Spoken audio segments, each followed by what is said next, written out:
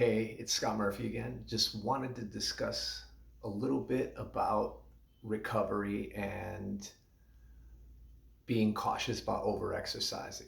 During this period of time, we're all bored as hell and we're thinking of any means by which we can fill our day with things, whether it be playing board games, watching TV, reading. Uh, However, many of us, particularly those of us into fitness and whatnot, we feel inclined to want to fill our days with exercise. And we see tons of recommendations from various people as to which exercises and which protocols to implement throughout our day.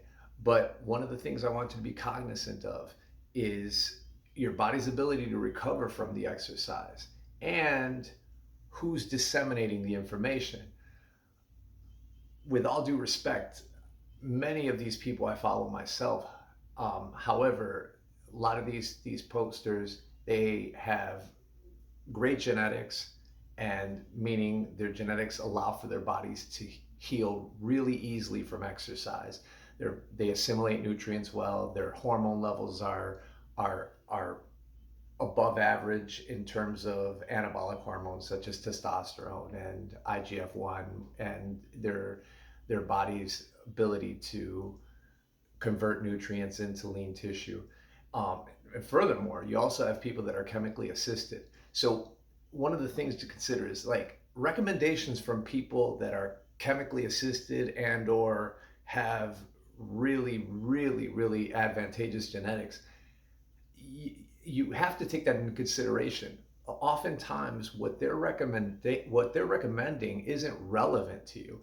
I know, speaking for myself, my younger brother has the genetics that are more associated with my mom's side of the family, whereas myself, I take more after my father's side, where have aren't as prone to being able to put on huge amounts of muscle mass and whatnot, and to recover from tremendous amounts of exercise. So he and I train completely differently.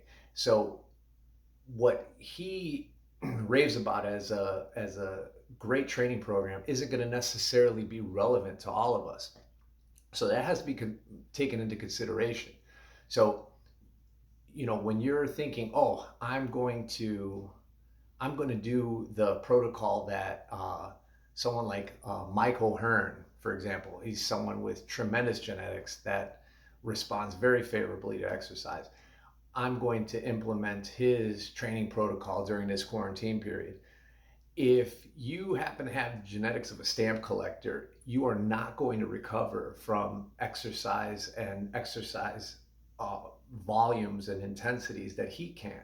So take that into consideration, and because there's no dishonor whatsoever in being cognizant and implementing exercise that is appropriate for your own ability to recover from it and heal from it. So again, an analogy I like to give is if you're training at an intensity that is of too great a magnitude for you, that's kind of comparable to stabbing yourself as opposed to getting cut shaving. So an intensity protocol for someone who is comes out of the womb looking pretty jacked, an intensity level that is moderate for them could be comparable to being post surgery for you. So you want to be cognizant of that. Furthermore, frequencies. Someone who's saying, oh, I implement this push up protocol every day, 100 push ups or 150 push ups, whatever the case may be, um, doing protocols at a certain frequency. It's For some of us, that might be comparable to picking a scab every day. So if you're damaging tissue at a greater rate than which you can heal it, you're shooting yourself in the foot. So just be cautious about that. And, if you have any questions further, just post them in the comments. So anyway, hope all is well. And hopefully I will see you guys in the other end of this. Thanks so much.